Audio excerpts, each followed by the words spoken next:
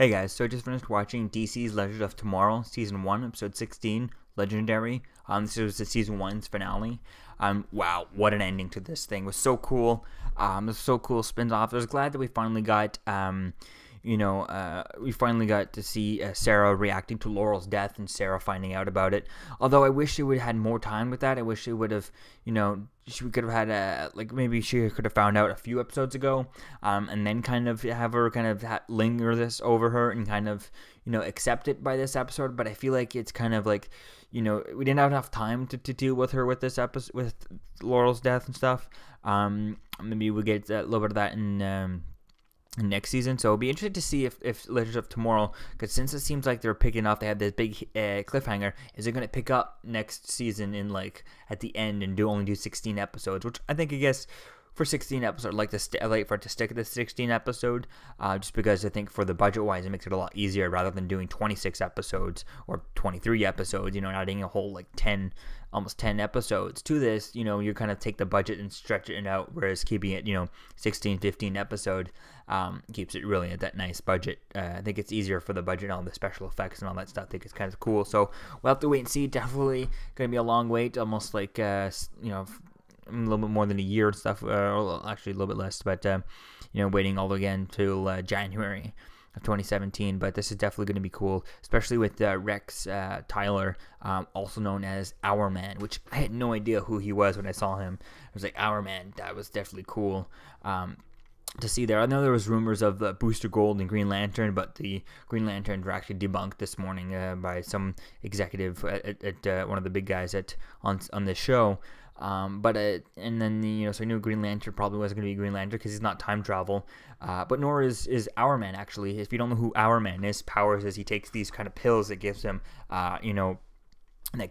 super strength and all kinds of powers for about an hour. I think I have a list right here. Yeah, so he takes these pills, grants him superhuman strength, super speed, super stamina, durability, and night vision, and able to survive underwater, all with this pill within an hour. So that's pretty cool. I definitely can't wait to see how they do him, and hopefully they bring in the full Justice Society, which seems like it hints at him, because I feel like Our Man, to just have him on there, he's not a big enough of a superhero for it to be, oh my god, they got him for next season. Where it's Our Man is just I looked it up in my got the two Superman encyclopedia and Batman encyclopedia, and he's not even in those two books, either of them. So I feel like it would be cool to see the whole Justice Society, even if we stick it with different characters. I mean, we already have Jay Garrick on the show, at least kind of Jay Garrick. Hopefully, the Man in the Mask on the Flash could be John Wesley Shipp's version of Jay Garrick, and then we could get him to appear on here, and then we could have I don't know, we'll have to wait and see. Maybe we could get some Sandman, all these other Justice Society, and have the full team. That would be cool to see that. We'll have to wait and see if we get the full Justice Society in season 2. Hopefully we do, because I feel like Our Man is such an obscure character, such a small character, that I feel like he might not be, he doesn't seem like someone who's a powerhouse. Oh my god, they got this character. Having a Green Lantern, even if it was Alan Scott, or having Booster Gold, would have been a whole different. Oh my god, they got Booster Gold and stuff.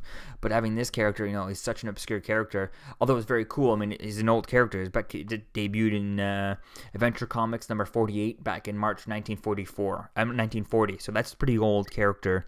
But we'll have to wait and see. Hopefully we get the whole Justice Society with him. I think this episode was still kind of fun. I definitely can't wait to see what will happen. I mean, this episode again was excited with Vandal Savage and how they took him out and all at the different times and stuff. It was cool having Ray with the Shrink Ray and stuff. That was kind of cool. And yeah, definitely can't wait to see what happens next season and stuff like that. So yeah, definitely gonna be cool. So it's definitely going to be cool to see what happens.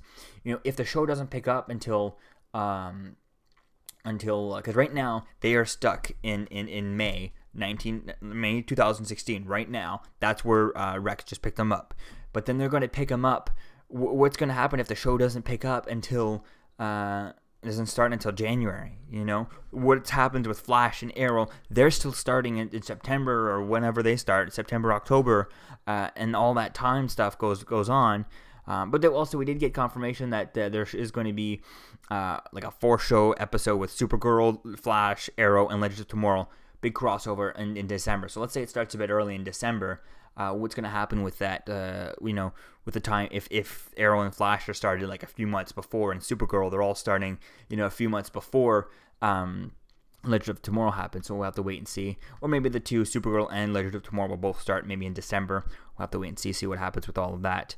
But I think it's definitely going to be interesting to see, because right now, he just went to 2016, and so if we get back into everything still in kind of May-ish time, or what's going to happen in between the time between Flash and Arrow start, early September, late September, early October time, and then in between that time, and I don't know, it's going to be definitely interesting.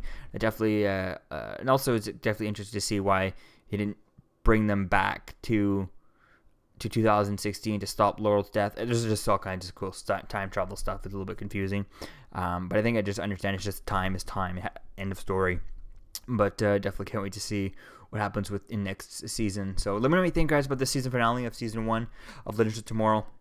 What did you think in the comments below? I'll see you guys in the next video. Peace.